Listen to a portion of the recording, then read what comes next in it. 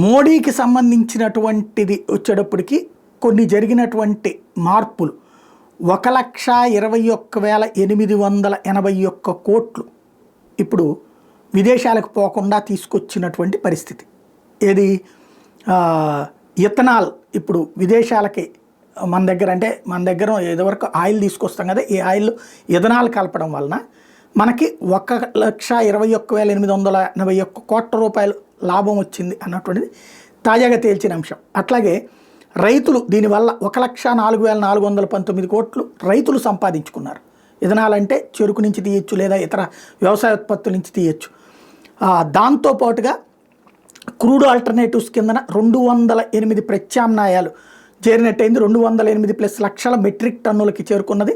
అట్లాగే దీనివలన కర్బన ఉద్గారాల శాతం తగ్గింది, 626 లక్షల మెట్రిక్ టన్నులు తగ్గింది అన్నటువంటి విషయం తేలింది తాజా నివేదికలో. అదే సందర్భంలో ఎనర్జీ సెల్ఫ్ రిలయన్స్ వైపుకి దేశం అడుగు పెడుతోందన్నటువంటి పాయింట్ని ఇక్కడ తాజాగా నివేదిక తేల్చి చెప్తోంది.